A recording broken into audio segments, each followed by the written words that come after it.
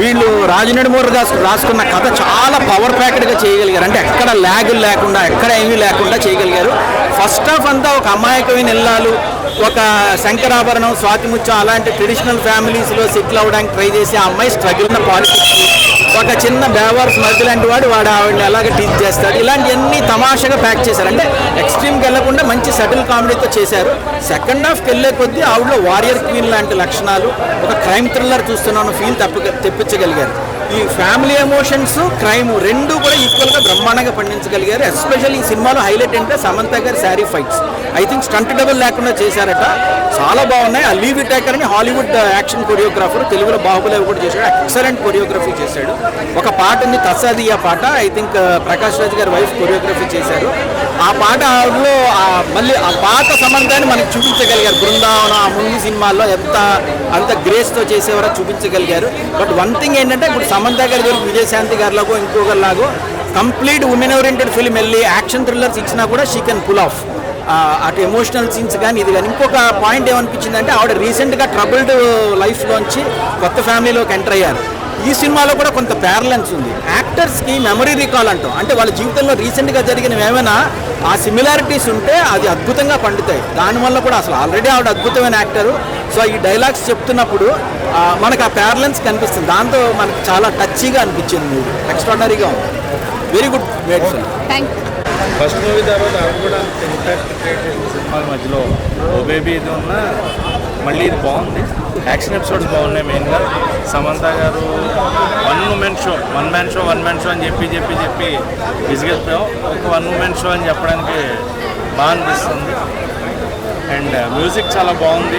Music చాలా బాగా create చేసుకున్నారు. స్క్రీన్ ప్లే వర్క్ బాగుంది. యాక్షన్ సీక్వెన్సెస్ చాలా బాగున్నాయి. లాస్ట్ 40 minutes బాగుంటుంది. కాకపోతే రొటీన్ స్క్రీన్ ప్లే, రొటీన్ మనకి ఏం జరుగుతుందని ముందే ఎక్స్పెక్టెడ్ ట్విస్ట్లే ఉన్నాయి కాబట్టి అది ఎంగేజింగ్ అనిపించింది. బట్ స్క్రీన్ ప్లే వైజ్ బాగుంది. వాళ్ళ ప్లాన్ శ్రీముఖి గారు, ఆనంద్ గారు, శ్రీలక్ష్మి గారు. సో మళ్ళీ ఆవిడ సినిమా రైటింగ్ అదొకటి చాలా బాగా వర్కౌట్ అయ్యింది. అండ్ కామెడీ సీన్స్ వర్కౌట్ అయ్యాయి. సమంత గారికి వాళ్ళ ఫ్రెండ్కి మధ్యన వచ్చే కామెడీ సీన్స్ బాగా వర్కౌట్ అయ్యాయి. బాగుంది సినిమా, చూడొచ్చు. అంటే థియేటర్లో ఉంటుంది కదా సినిమాలు అన్నాక ఇంక ల్యాగ్ మొత్తం యాసిటీస్ తీసేస్తే ఏముంటుంది, ఆ ల్యాగ్ ఉంటుంది. ఆ ల్యాగ్ ఎంగేజింగ్గా ఉన్నప్పుడు బాగుంది అనిపిస్తుంది. సో ఆ ల్యాగ్ని కొంచెం భరించుకుంటే లాస్ట్ 40 minutes ఎంగేజింగ్గానే ఉంటుంది. సో ఎంజాయ్ చేస్తారు.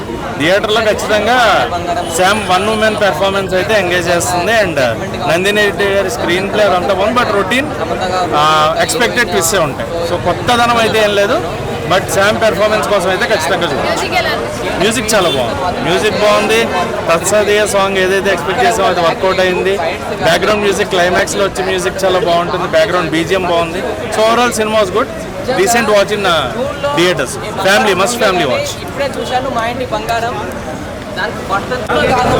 నాకైతే మా ఇంటి బంగారం సినిమా ఒక మంచి బాగా కొట్టింది గుండెల మీద. నాకైతే నచ్చింది. అందరినీ చూడమని చెప్తా. ఒక ఫ్యామిలీ ఎంటర్టైన్మెంట్ చూసా. సో అందరినీ చూడమని చెప్తా. బీజిఎం కూడా చాలా బాగుంది. రీసెంట్గా చూసిన మూవీస్లో చూసుకుంటే పెద్ద తర్వాత ఈ సినిమా ఒక బ్లాక్ బస్టర్ ఇండస్ట్రీ. సో నాకైతే నచ్చింది. నేను సొంతంగా వెళ్ళాను ఆవిడ దగ్గరికి. వెళ్ళానా, ముద్దు పెట్టుకున్నానా, ఏ సినిమాలో ఎక్కడున్నా సరే నా సినిమా చూడని చెప్పింది. మంచి మనిషి. బాగా అనిపించింది ఏంటి మీకు సినిమాలో? చమంతా అనిపించింది. ఆ లైన్ కూడా బాగా చూసేది. మా కొట్టారు, బాగా కొట్టారు, ప్రేమగా కొట్టారు. సో యా, సినిమా విషయానికి వస్తే సినిమా కొంచెం మెల్లగా స్టార్ట్ అవుతుంది. కొంచెం స్లోగా ఉంటుంది స్టోరీ టెల్లింగ్, స్క్రీన్ ప్లే అంతా. బట్ ఓవరాల్ ఒక 1/2 hour 20 minutes 1/2 hour తర్వాత మీకు స్టోరీలోకి వెళ్ళిపోతారు. ఏం జరుగుతుంది, ఏమవుతుంది, ఒక్కొక్క క్యారెక్టర్ ఏం ప్లే చేస్తుంది, ఏ క్యారెక్టర్కి ఎంత ఇంపార్టెన్స్ ఇస్తున్నాము క్లియర్గా అర్థమైపోతుంది మీకు. రొటీన్ స్టోరీ అని చెప్తాను.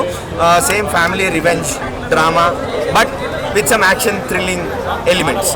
సో ఎక్కడ మూవీ నుంచి డీవియేట్ అవ్వకుండా స్టోరీకి స్టిక్ అయ్యి, అంటే సమంత గారి క్యారెక్టర్ ఏం ట్రబుల్స్ ఫేస్ చేసింది, ఆవిడ ఏం ట్రబుల్స్ ఎదుర్కోవాలి, అదే సినిమా బేసిక్గా. ఓవరాల్ ఒక నక్సలిజం బ్యాక్డ్రాప్తో.